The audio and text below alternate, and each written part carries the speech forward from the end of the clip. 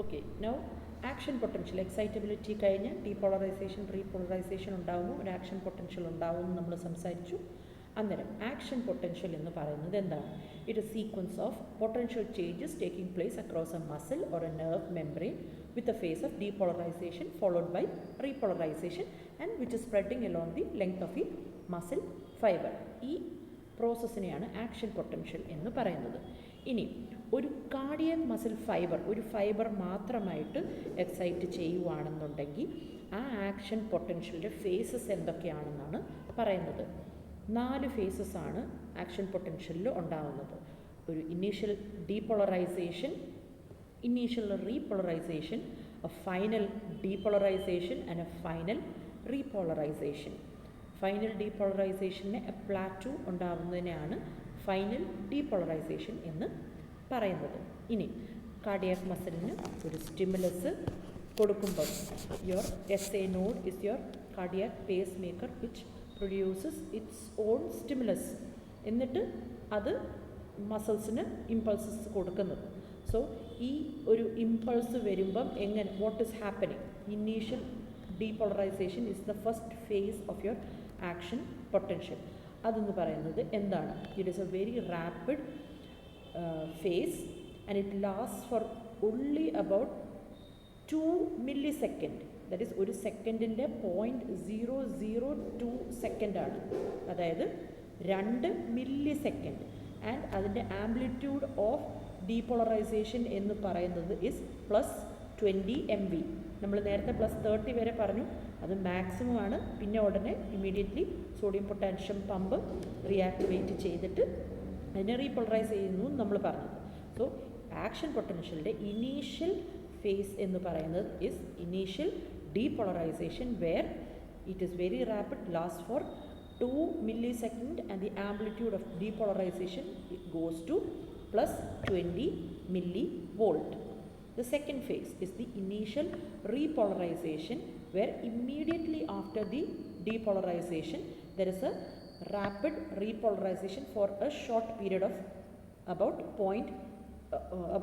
2 millisecond അല്ലെങ്കിൽ 0.002 second.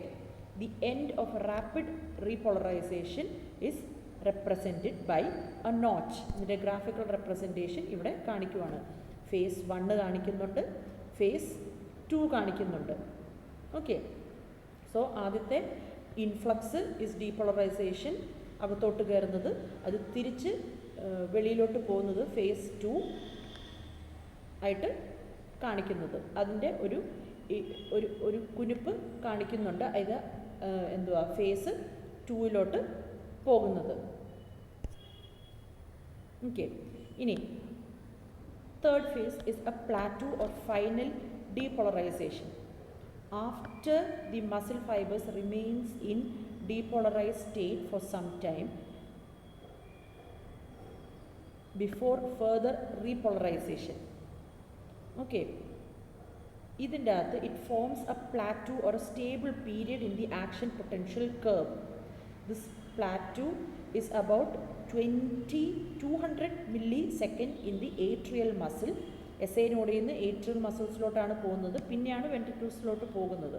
So atrial മസിലിൽ ഈ കുറച്ച് സസ്റ്റെയിൻ ചെയ്ത് ഈ ഡീപോളറൈസേഷൻ നിൽക്കുന്നതിനെ ആണ് ഈ പ്ലാറ്റു എന്ന് പറയുന്നത്. അത് ഏട്രിയൽ മസിൽസിൽ 200 milliseconds നിൽക്കുന്നു, ദാറ്റ് ഇസ് 2 seconds അത് സസ്റ്റെയിൻ ചെയ്ത് നിൽക്കുന്നു.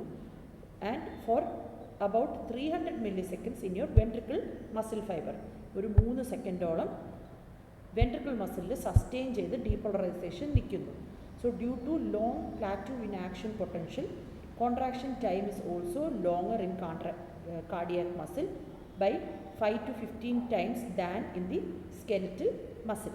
Skeletal muscle action potential നമ്മൾ ജസ്റ്റ് ഒരു മൗണ്ടൻ പോലെ കയറുക ഇറങ്ങുക എന്ന് മാത്രമാണ് കാണിച്ചത്. പക്ഷേ ഇവിടെ ഡീപോളറൈസേഷൻ കുറച്ചും കൂടെ സസ്റ്റെയിൻ ചെയ്ത് 3 seconds ഏട്രിയലിലും 2 seconds ഏട്രിയൽ മസിൽസിൽ സസ്റ്റെയിൻ ചെയ്യുന്നു. വെൻട്രിക്കിൾസിൽ 3 seconds സസ്റ്റെയിൻ ചെയ്ത് നിൽക്കുന്നതുകൊണ്ട് it is showing that plateau and cardiac muscle compared to skeletal muscles 5 to 15 times more contraction sustain ചെയ്ത് നിൽക്കാനായിട്ടുള്ള എബിലിറ്റി ഈ മസിൽ ഫൈബേഴ്സിന് ഉണ്ട്. അതിൻ്റെ ഗ്രാഫിക്കൽ റെപ്രസെൻറ്റേഷനാണ് ഇത് കാണിച്ചിരിക്കുന്നത്. Now the fourth phase is your final repolarisation phase where occurs after the plateau. See, ഇതിൻ്റെ അകത്ത് എന്തുവാ നോർമൽ ആയിട്ടുള്ള ആക്ഷൻ പൊട്ടൻഷ്യലും കാർഡിയാക് മസിലിൻ്റെ ആക്ഷൻ പൊട്ടൻഷ്യലും ഈ ബ്ലൂ ഗ്രാഫിൽ കാണിച്ചിട്ടുണ്ട്. ഓക്കെ, ഇതിൻ്റെ അകത്ത് പ്ലാറ്റൂവിന് ശേഷം, ദാറ്റ് ഈസ് ഈ ഫ്ലാറ്റ് ആയിട്ടുള്ള പ്ലാറ്റൂവിന് ശേഷം വരുന്ന ഫേസിനെയാണ് ഫൈനൽ റീപോളറൈസേഷൻ എന്ന് പറയുന്നത്. It is A slow process and last for about 50 to 80 millisecond before the re-establishment of your resting membrane potential. So, sodium potassium pump വരുന്നതിന് മുന്നേ ഈ ഫേസ് താഴോട്ട് എത്തുന്ന it is A very slow process which lasts for around 50 to 80 milliseconds. So, this is your action potential and the phases that are being conducted in action potential in your cardiac muscle.